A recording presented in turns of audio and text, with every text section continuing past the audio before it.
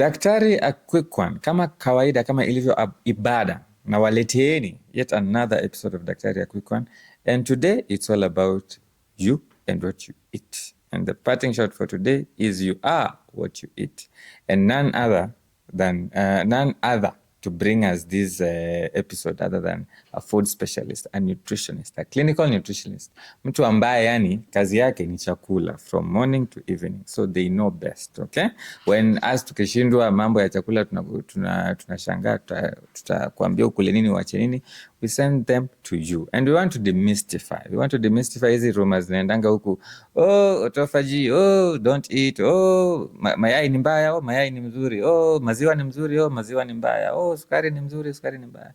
We're going to talk about all that and we're going to get the correct answers from a specialist. His name is Kevin. He calls himself the Kenyan Nutritionist. So it's going to be a very fiery show.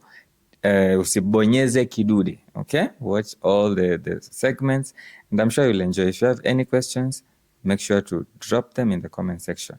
Na kama inavyoendelea, vote for your Medics of the Year 2025. Daktari, a quick one. See you in there.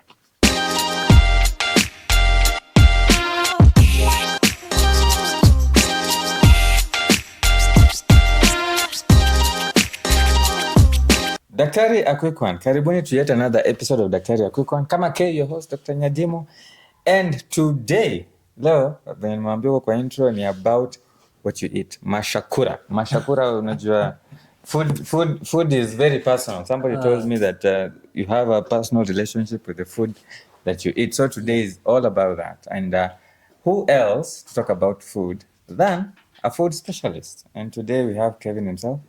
He calls himself the Kenyan Nutritionist. Yes, I am. Kevin. Yes. Karibu. So, like my colleague said, I am the Kenyan Nutritionist. My focus is on the Kenyan population. Kenyan foods. Leo acha nikuulize Kenyan Nutritionist. Nini unajua nitakuinterrupt? Go ahead. Now, you say you're Kenyan Nutritionist. The Kenyan Nutritionist. Kwani other nutritionists are not Kenyan? They are Kenyan. But when I picked the name The Kenyan Nutritionist, what I had in mind is a representative of nutritionists to the Kenyan population. I come to the average person and I break down the complex terms of nutrition to an easy to understand level. So then, hence, the Kenyan nutritionist. So you're targeting Kenyans. I'm targeting the average Kenyan. Yeah. Mtu wa ugali nyama na sukuma. Bas, I'm targeting you, ugali nyama sukuma. Do you know what that does to your body? But you will tell us. Yeah. Karibu sana Daktari a quick one. You're the first nutritionist. Okay, you're the first nutritionist ever here. We've had nurses.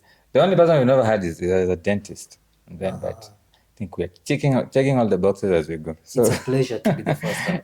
Launch, eh? Yeah. Karibu sana. And today you're going to be telling us a lot. But before that, what's your other name? Kevin?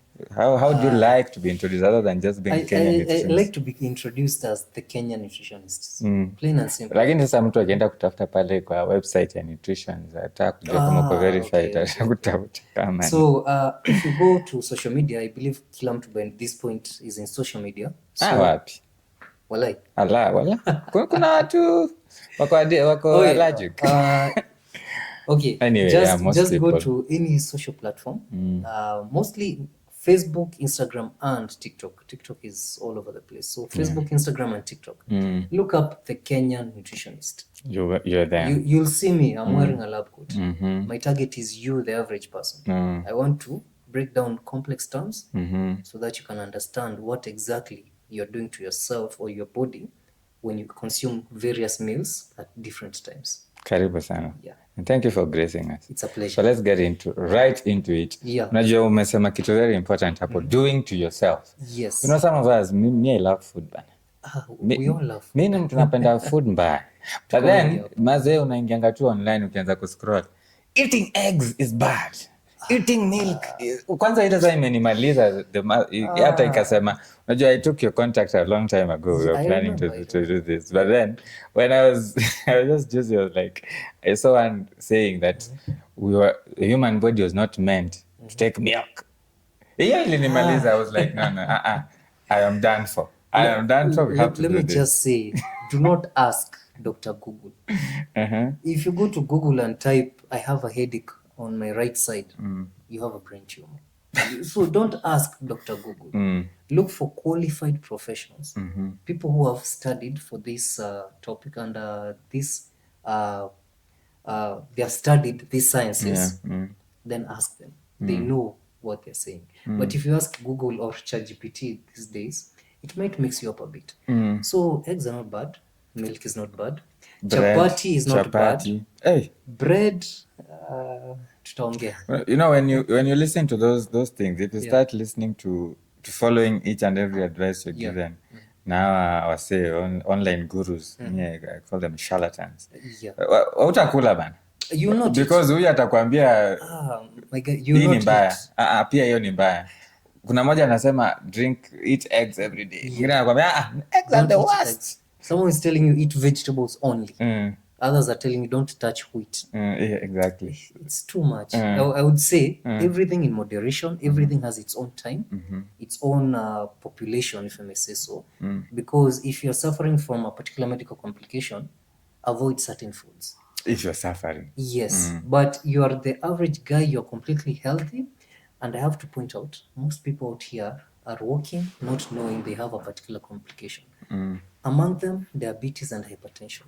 Those are silent killers. Silent killers. They're called silent killers for a reason. Yeah. Most people don't know, hey, I have hypertension until you go for a test. So whatever you're eating, you could be feeding the hypertension or you could be starving it. Depends with your goal or if you are aware you have this complication. Food is mbaya. Food is not bad, but there are limits. Eat specific foods, specific times within particular moderations. So akuna what is there one particular food that you would say hii nayo regardless of what? Ukienda supermarket. There was someone, who was it? I don't remember who was telling me, but somebody told me that if you want to know that something is bad for you, it has what? Imeandikwa very many instructions. Like when you buy a food and it's written, this is what it contains A, B, C, D, E, expiry, this. And it's probably not good for you. Because he was telling me, look at, if you see a potato, it's a potato. Nobody needs to tell you that this is just boil it. Nobody needs to tell you what it contains. Yes. So is there, according to you, a professional nutritionist, is there any particular thing or any particular group of foods that you should say, I'm going to touch on something that most people, especially, again, the average person normally consumes frequently on the daily, energy drinks. That is a huge no for me. There's a reason wameandika do not consume more than 2. And this is for a healthy adult, not a child. A healthy adult, do not consume more than 2. There are so many cases of people suffering from kidney failure due to energy drinks. If you go to your local bus stop, there are so many types of energy drinks. People are just drinking as they walk. By the end of the day, 3 bottles. Within 3 years, what do you honestly expect will happen to your health? And why is that? What is it that they contain that makes them so bad? I thought it's just some glucose, caffeine here and there. It does contain caffeine, high amounts of caffeine, but it does contain other ingredients. Chief among them, what do I call it? Synthetic sugar. Let me call it synthetic sugar. It's not organic sugar. It's just chemically created or manufactured sugar. So as much as possible, please avoid energy drinks as much as you can. So because of the synthetic sugar? The synthetic sugars. So the caffeine the preservatives, is okay? The caffeine, guys, too much caffeine is not right. It's not good. You'll develop an addiction. So caffeine, you can have your caffeine if you can't function without it, but also limit, because let's remember caffeine dehydrates the body. That is a part that most people don't know. Even when it's in coffee and all? Yes, it dehydrates the body. Okay. Caffeine also prevents the absorption of iron. So if you're having your eggs and your coffee or your tea, you will gain the protein, but the iron, not so much. It will not be absorbed. Iron from so the if you're eggs, having your caffeine, have your cup of tea or your cup of coffee. That's okay. Not too much. Key emphasis is you can have whatever food you like, but within moderation. So you can have your cup of coffee in the morning, never past lunchtime or in the afternoon. Why not? it will affect your sleeping pattern. What Poor if sleep. kama wewe ni mtu wa night shift? Kama ni mtu wa night shift, kunywa coffee. Haina Piga. shida. Kunywa coffee. Oh, I so, won't even ask. I won't ask. But me, you know, my shosho bana, my shosho, God rest up her soul. Yeah. She used to, every evening, after amepeleka ugali yake, hata shiba until kachai kaanguke pale. Yes. Hiyo nimeiona mpaka kwetu nyumbani. At But the you end are of the saying day, lazima tukunywe chai to end the day. Yeah, to end the day. It's And to either a start cup it of tea, drink tomorrow chocolate, morning. coffee. But let us remember, tafadhali, we do not need that energy. From around 4-5 p.m., metabolism goes down.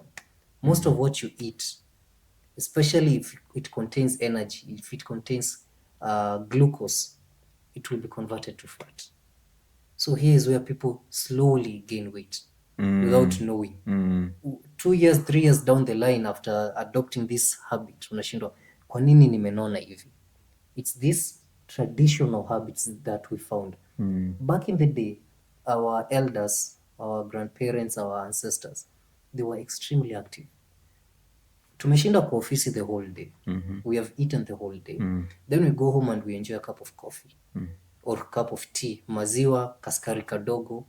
Watu wengine kama mimi tunaweka sukari to taste, sukari mingi. No, you see that your scary to taste. It's really sweet on the tongue. Yes. But the effect it has on your blood sugar, you'd be surprised. You are a physician. You're a doctor. You're aware of this. So actually, I'm not. Actually, me, and the reason I've really wanted to have this conversation is because mambo ya nutrition is sometimes for me, my patients, are you diabetic? No. Are you hypertensive? Yeah. No. My friend, eat what you want. Are you obese? No. Consume whatever you want. Yeah, are It's you a free world. physically active? Yes. Are you trying to lose weight? No. You're good? Eat. Go thee and eat. Because life is for the living. Before I advise a patient or a client on what to eat, I have to consider various things. You might be healthy, but your demographic matters also. How old are you to begin with? Do you have a family history of a particular disease or complication? Are you experiencing any complication, even as mild as it might be? I need to consider all of this. So if you'd ever come across me, I will never tell you eat whatever you want. Because regardless, hata kama regardless of who you are, personally, there's nothing like eat what you want. No, personally, I don't have any complication, but I cannot eat what I want. Why because either I'm walking towards a complication or I'm speeding up my rate of aging. Simply by eating what is whatever available. you want. Yeah. So if every weekend, gentlemen, poleni kwa target, if every weekend niko kwa club or I'm out with the guys sipping a few drinks, my testosterone is going down, my fertility is going down. Miaka yangu, I may be 40, I'm not 40, I might be 40, but internally I'm 50s. Simply because of that, every weekend or every 2 weeks unapiga kakitu, especially makali. My people, why are you damaging your liver? But usijipatie diabetes. Okay. Yeah. Now let's go one thing at a time. Take your time. Unajua umeguza murima. Ukiguza makali umeguza murima, si ndio? Mimi nimetoa murima. My people are very, very prone to diabetes. Have you ever wondered why? Tell me why. It's because of our traditional foods. I'm not saying our traditional foods are bad, but they are starch heavy. Mchele waru, mchele viazi. But such is most African foods. Yes, and that is why these complications are on the rise. Hypertension, diabetes. But fatty liver. You're saying they're on the rise. They're on the rise. But that's what Africans used to eat. Back in the day, they were extremely active. And they never had more than 2 meals. Or the activity part. The activity and the number of meals. They never had more than 2. Then there was a lot of fiber.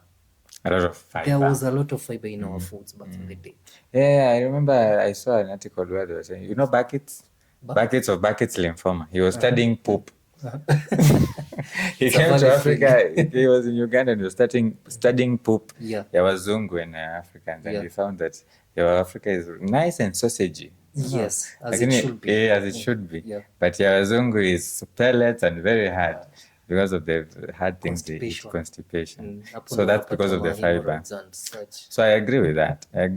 And then they've also mentioned activity. Yeah. So unajua umenitoa timing hii mambo ya activity, wacha tutakuja nayo. Let's go back to something you mentioned. Nikwambia umeguza mlima. Yes. Uliguza mlima ya Fobe. Uliguza mlima ya Fobe. Ukasema but I think there is a WHO recommended amount of alcohol that is favorable to maybe a man and a woman. Yes, I think it's always, is it 7 or 14 units a week? I forget. I can't remember the specific number, but I do know there is a recommended amount. Yeah. Do not go beyond this. However, we have to acknowledge that the body adapts. So if I am used to 3 bottles, let's say recommended limit is 5 bottles. My body is used to 3 bottles. After 2 months, will the 3 bottles give me the same effect? It won't. So I will add another one. Yeah, your enzymes become more adapted to it.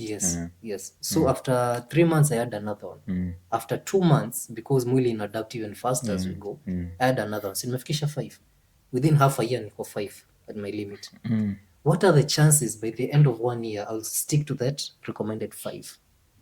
That's slim. Very, very difficult. So as a solution, I normally say, if you're going to drink, go ahead, feel free, but you have to find a way to balance the drinks and you have to restrict yourself. You cannot go every single week or every 2 weeks. You can say maybe this month I'll go twice, next month I'll go once. Lakini unajua unakwanga tu sometimes umetulia masi. Hata hutaki kukunywa. Hata umesota tu, yani umetulia tuko kejani pale. Kidogo kidogo msee ameshakwambia, boss, kuna form. Niko na mzinga kama na waroro. That you'd have to consciously be aware that yes, leo ni sawa, but next week natulia, the other week natulia. After today, after I've had my drinks, nafika nyumbani, hydrate and improve your blood sugars, because alcohol will not dip blood sugars. That's hence the hangover. Oh yeah. So fika nyumbani, hydrate, improve your blood sugars and rest. If you're going out, guys, ladies, the next day make sure una focus on fluids and antioxidants as much as possible. So antioxidants come again. Antioxidants, matunda, fruits, as colorful as possible. Mix up the colors. So you wake up, have your smoothie. I do not encourage smoothies, but in this case, it's unavoidable. You can have your smoothie. You can have a fruit, a whole fruit right now, an hour later. Is this a recipe for like a hangover fixer? I have ever recommended that recipe, but the person I recommended to said that they will vomit because it's too much for their system. So, but if you want, I would recommend have a smoothie, a fruit smoothie. So this is Kevin's hangover fixer. Kunywa hata una Monday. Kesho utapiga hii na utakuwa sawa. Sikwambi kunywa. I do not encourage it, but if unajipata hapo, focus on fruits and hydration as much as possible. That's the next day? The next day. No, even hata ukikunywa kuwa na kamaji kako mahali hapo. Sasa chesa ni different story. Si chesa ya maji. Chesa ya maji. Kunywa na kamaji. Okay. Kunywa na maji. But avoid doing it, as you've said, not every week. Not every week. I would say skip 2 weeks. Skip 2 weeks. Especially for people above the age of 40. Unafika 40. Every 2 weeks. Skip every 2 weeks. 40 so unaweka breaks. Eka breaks. So if you're below 40, maze piga hii kitu vile unataka. If you're below 40, unaweza skip 1 week. If you're below 40. If you're in your 20s, mi hata sikuguzi. But if you're in your, let's say, between 30 to 38, 37, skip a week. Always skip a week. Skip a week. Yeah, okay. Yeah. All right. If you're in your 40s, skip 2 weeks. If you're in your 50s... and you mentioned Macalli specifically. So does it mean beer is okay? No. Regardless of the amount? No. Beer, empty calories. Empty calories. Pot belly. So it's not okay, but... What do you mean by empty calories? I mean... What if you eat and, as you said, you're active? When I say empty calories, I mean it gives you absolutely no value at all, apart from energy. That's it. It does not give you any nutrients. It does not give you minerals, vitamins, nothing. Just energy which comes in the form of come in the form of visceral fat. Visceral fat is the fat that is within the cavity. So unapata internal organs zinaongezeka, the fat surrounding the internal organs increases. So your belly goes up. Inakuwa kubwa hapo. Kitambo, our grandfathers or not grandmothers, grandfathers, the bigger the belly, the wealthier you are. Today, the bigger the belly, the more concerned for your health you should be. Yeah. So beer, it's better than Makali, but I still do not encourage it. So it's better than Makali in terms of the distraction of your organs. Yes. Yes. So I would rather have. But worse in terms of weight gain. Yes. When it comes to weight gain, beer is the king. But when it comes to internal organ damage, Makali takes the crown. Makali takes the crown. Yeah. So punguza alcohol.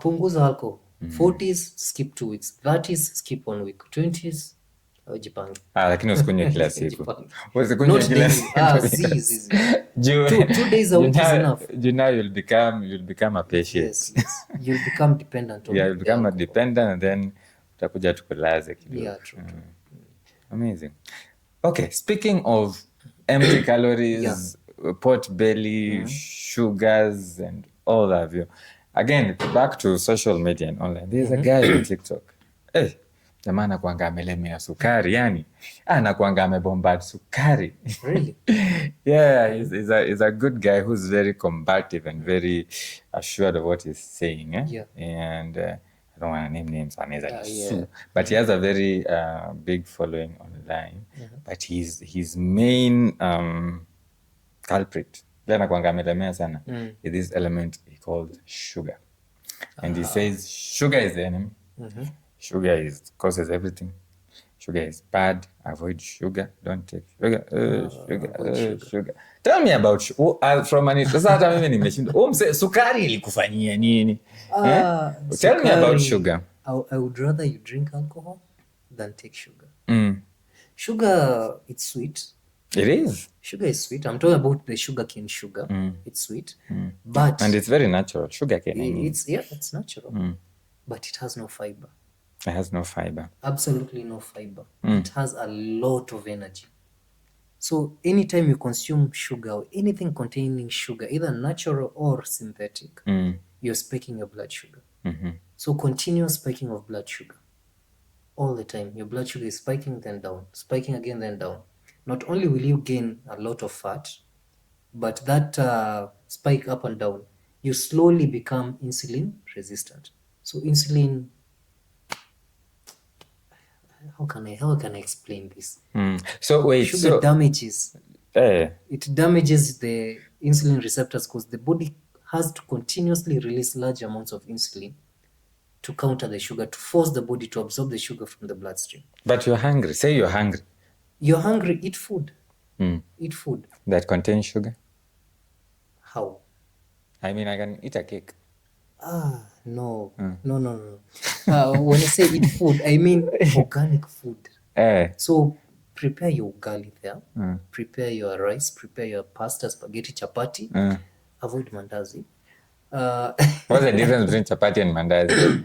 Unaweza kuwa ulikuwa unataka kupika chapo, lakini hii unga ikabaki ama ukaona simpike mandazi instead. Ama is a difference? The reason nasemanga avoid mandazi, and nothing against mandazi, I occasionally have mandazi. Mandazi imetulea mtu wangu. Nakumbuka. Pale high school tulikuwa tunaita ndoang. Nyinyi mlikuwa mnahitaji. Unajua mimi ilikuwa inaitwaje? It's been a while. Tulikuwa na canteen hapo watu wanakimbia wanajazana kabisa. So I have nothing against mandazi, but the very act of inadipiwa ndani ya mafuta, then it absorbs that fat.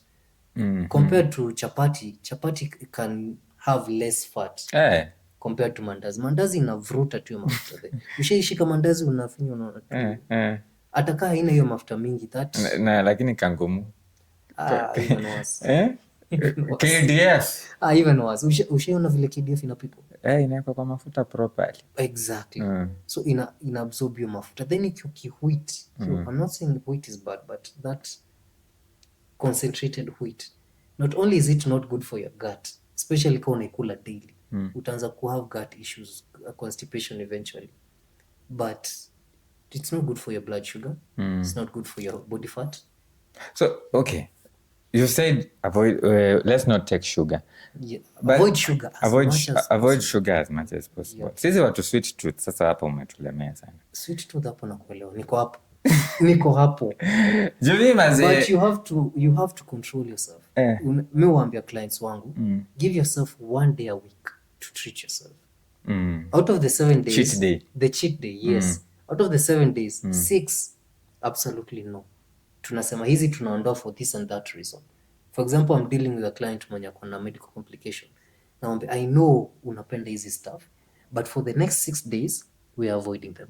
On the 7th day, you can have just a bit. Not the amount you're used to, because hiyo itaturudisha nyuma, but just a bit, kutuliza mwili. So how much is just a bit? Kwa sababu mimi bana, mimi hakuna meal yangu inaenda vizuri kama kuna Coca-Cola baridi. Coca-Cola ile ina sweat. I will not say anything against Coca-Cola, wanaweza kuwa kimiangalia. But I would say if you're used to a glass, take a 3/4 of a glass. That's it. Really? Kitu kidogo tu, yeah. Sasa hiyo hata mtu Tuseme, hata 3 days. slap. Utazoea. Mwili utazoea. Inafaa slap bwana. Yes, but eventually mwili uzoea. Same way umezoea just an example, umezoea 5 teaspoons of sugar in your cup of tea. Then ujiambie from today nitaweka 4.5. The first day utaisikia. The second day not so much. By the end of the week umezoea. Then unasema 4, so 3.5. Yes. So if you're used to a particular food na ina feed the complication in your body, tunaitoa for 6 days. On the 7th day tuna 3/4 ama 70% of what you're used to, tunaenda tukireduce. Okay. Yeah. Okay. Got it. Now let's circle back to this sugar that you said is very bad. It will spike your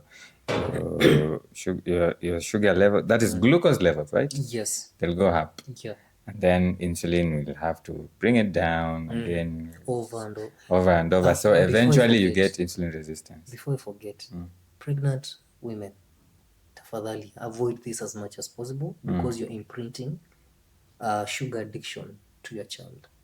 Hallelujah. We'll get to special diets. But let's I'll get there.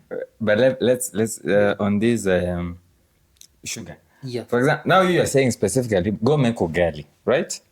Ukisikia njaa, instead of you going and grabbing that cake, you make ugali. Yes. But eventually, you're not to absorb ugali.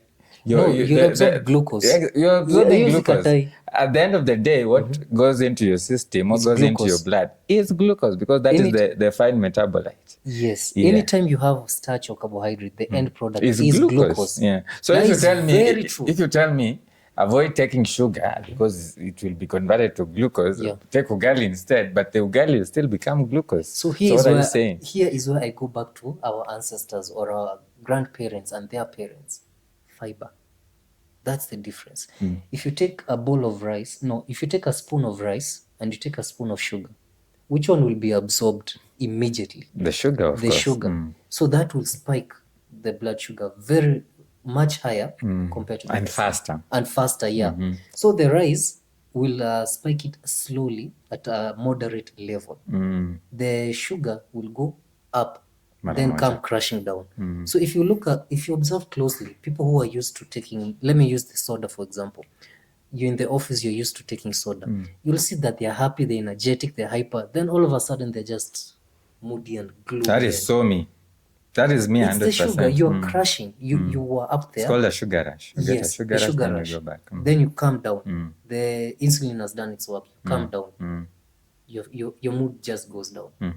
So your mental state is also affected. Not only your physical, but your mental state. But if you have rice, your energy levels will be sustained because the sugar goes into the bloodstream at a slow, steady pace. Because it's being absorbed. It's being digested pole and absorbed pole. So the more the fiber, the better. The less the fiber, the worse. So that's why you asked what I would recommend people to avoid. I mentioned energy drinks. The second one is this breakfast cereals. The breakfast cereals. I will not mention names. One name names. But they're very sweet. You can be sued. Yes, they are very, very sweet. And kids love them. But what parents don't know is they're feeding a habit. they are making that child be predisposed to diabetes, obesity, diabetes, hypertension, and other medical complications in future. You're programming the child. So avoid the energy drinks, avoid the breakfast cereals, avoid syrup. This thing people add on their pancakes. I don't know if you've seen it. Yeah, I know. Avoid it completely. It's dangerous. But the pancakes themselves are fine. Pancakes are fine. You can have your pancakes. You can't have pancakes every day. So you can have them, let's say, once a week. 2 or 3 pieces of pancakes. Unajua ukigusa vitu napenda hapo. Lazima niulize. Unaweza kula 2 or 3 pancakes once a week. Ongeza cinnamon hapo. Banana instead of sugar. Just mix up the dough. Banana instead. So it's fruits also have a lot of They do sugar. have a lot of sugar. But I would rather you have your sugar from the banana, a fruit, rather than What if Yeah. mambo ya sugar means it's okay. I want it to make sense. So you have made sense in the Yeah. sense that I am licking raw sugar. Like nalamba sukari hivi compared to me eating a banana, or ripe eating banana. or eating rice Yeah. compared to kulamba sukari hivyo direct. Because this is already It's already digested in a way. It's inakuwa sucrose, it's glucose and something else. Yeah, kuna glucose, fructose in the fruits, and then sucrose. So nikilamba, of course it will be absorbed faster than from the mouth before it even goes down. The insulin issues come in. But nobody, kuna watu wanalambanga sukari hivyo kweli. Especially kids. Okay. Kids wanaiba. Hata mimi ile sukari nililamba ni kama kilo 5. But then what about if I'm taking it in tea? Does the absorption rate change? If I'm taking a soda, which has of course also a high glucose content, is the absorption rate also the same as if I'm nalamba sukari direct? Because you mentioned the period of absorption and then the sugar crash. But if I put my soda here, my 500 ml, instead of ile machupa kubwa za maji mademo beba, mimi niko na 500 ml of my very sweet soda. Then I just sip pole. Every 5 minutes napiga funda moja. So here is where the spikes come in again. It will spike, insulin will also spike. But before iteremke ingine unapiga tena so inarudi juu tena inaanza then inarudi juu tena eventually you are harming your body. Hiyo si exercise unapatia highlights of you are actually damaging the body kabisa on a cellular level. So I know kuna watu wamezoea hawezi maliza siku bila soda, chocolate, sweet, biscuit, cakes. Hawezi. It's not safe, it's risky.